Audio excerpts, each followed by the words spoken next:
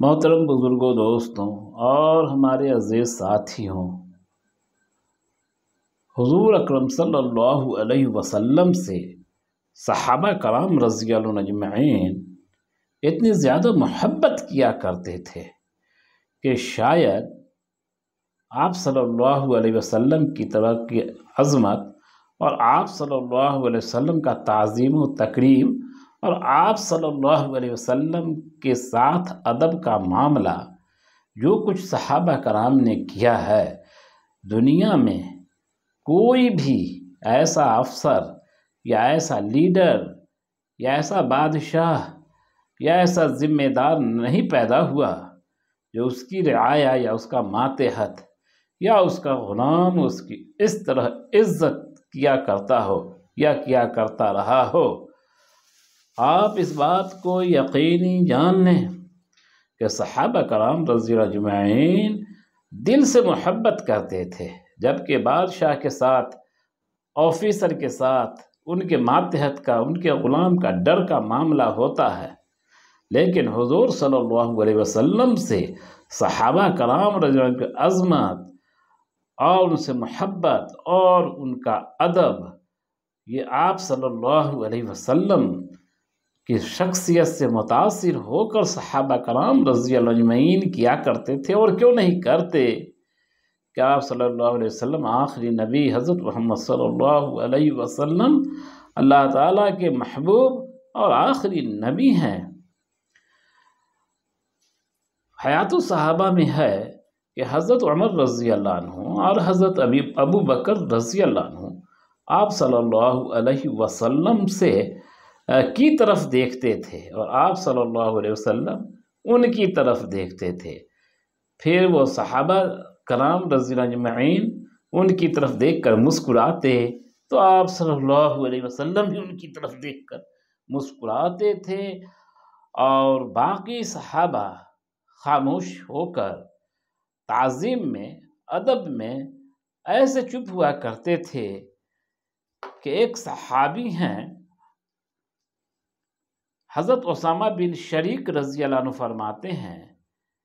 کہ ایک مرتبہ ہم لوگ حضور صلی اللہ علیہ وسلم کے پاس ایسے سکون سے بیٹھے ہوئے تھے کہ گویا ہمارے سروں پر پرندے بیٹھے ہوئے، یعنی بالکل حرکت نہیں کر رہے تھے، کیونکہ پرندہ ذرا سی حرکت سے اڑ جاتا ہے۔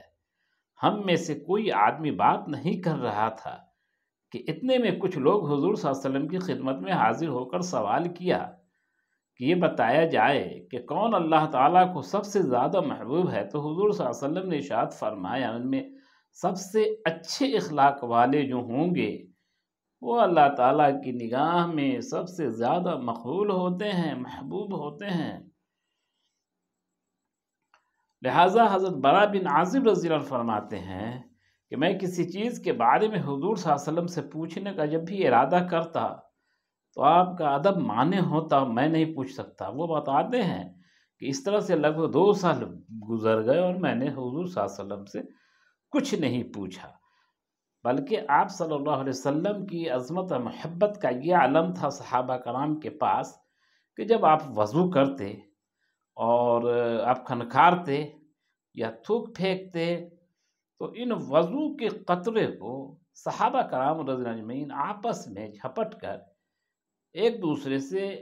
لگ کر لوک لیا کرتے تھے اور انہیں اپنے بدن پر ملتے۔ تو ایک دن حضور صلی اللہ علیہ وسلم نے پوچھا ان سے کہ آخر تم لوگ ایسا کیوں کرتے ہو؟ تو انہوں نے کہا کہ ہم اس کو اس خیال سے کرتے ہیں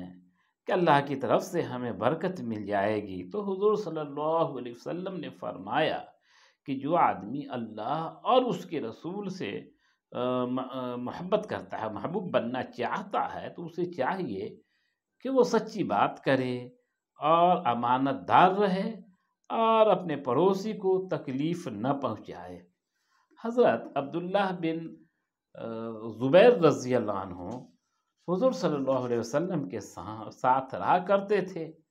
ایک بار آپ صلی اللہ علیہ وسلم نے پوچھنا لگوایا، اس پوچھنے میں جو بھی کچھ خون وغیرہ کی شکل میں نکلا تو آپ صلی اللہ علیہ وسلم نے اس خون کو اور اس غلاظت کو جو جسم سے نکلا تھا اسے دفن کرنے کے لیے عبداللہ بن زبیر رضی اللہ عنہ کے حوالے کیا، لیکن عبداللہ بن زبیر رضی اللہ عنہ نے ان خون کو یا ان باقیات کو باہر نکل کر انہوں نے پی لیا اور اپنے پیٹ میں کر لیا۔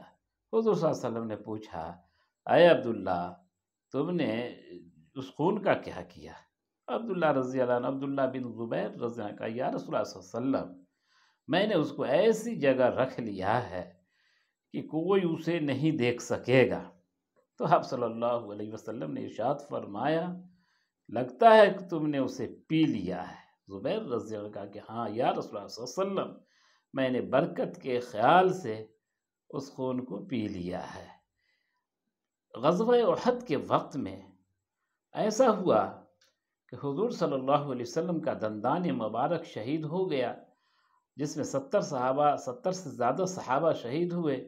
آپ صلی اللہ علیہ وسلم بھی ایک جگہ گڑھے میں گر گئے، آپ بھی لہو لہان ہوئے اور آپ کا دندان مبارک شہید ہو گیا۔ تو جب دندان مبارک شہید ہو گیا تو ایسی صورت میں حضرت ابو سعید خدری رضی اللہ عنہ فرماتے ہیں کہ جنگ احد کے دن حضور صلی اللہ علیہ وسلم کا چہرہ مبارک زخمی ہو گیا، تو میرے والد حضرت مالک بن سنان رضی اللہ عنہ نے حضور صلی اللہ علیہ وسلم کے خون کو چوس کر نگل لیا۔ لوگوں نے ان سے کہا، ارے میاں کیا تم خون پی رہے ہو؟ انہوں نے کہا، ہاں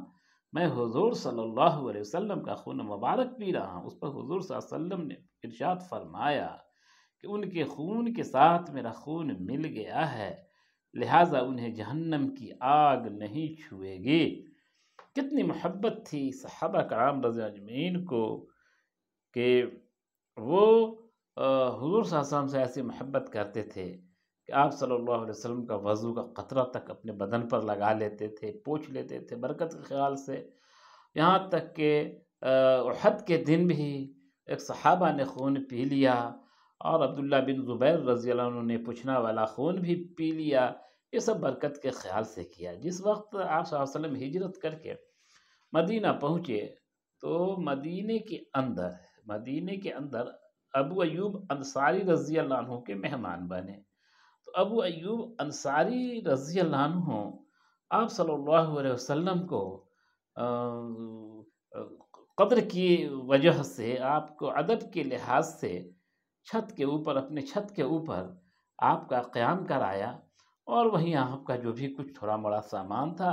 وہ اسی چھت کے اوپر آپ صلی اللہ علیہ وسلم کے ساتھ ہوا کرتا تھا۔ تو لہٰذا حضور صلی اللہ علیہ وسلم کو چھت کے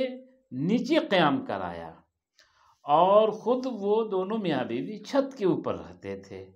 لیکن جب بھی چھت کے اوپر رہتے، رات میں سونے کے وقت جب ابو ایوب انصاری رضی اللہ عنہ ان کی اہلیہ وہاں آتی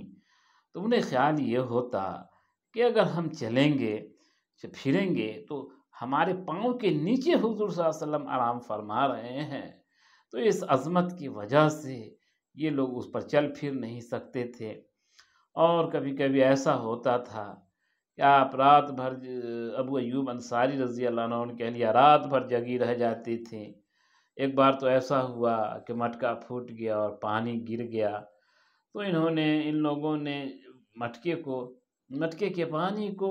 اپنے اوڑھنے والے کمبل اور بچھونے سے صاف کیا کہ کہیں پانی کا قطرہ حضور صلی اللہ علیہ وسلم پر نہ گر پڑے۔ لہٰذا آپ صلی اللہ علیہ وسلم کو قطرے سے تو بچا لیا، پانی کا قطرہ نہیں گرنے دیا، لیکن خود دونوں میاں بیوی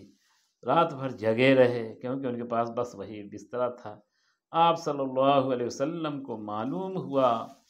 تو آپ صلی اللہ علیہ وسلم نے اپنا بستر اپنا جگہ بدل لیا اور کہا کہ اے ابو ایوب آپ ہی نیچے رہا کریں، اور آج سے میرا بستر اور میرا قیام اوپر کے چھت پہ کر دیں۔ اس طرح سے صحابہ کرام رضی اللہ عنہم کی نگاہ میں حضور صلی اللہ علیہ وسلم کی جو عظمت تھی وہ شاید ہی کسی بادشاہ کی عظمت یا کسی اور بڑے کی عظمت ان کے چھوٹوں کی نگاہ میں رہی ہو۔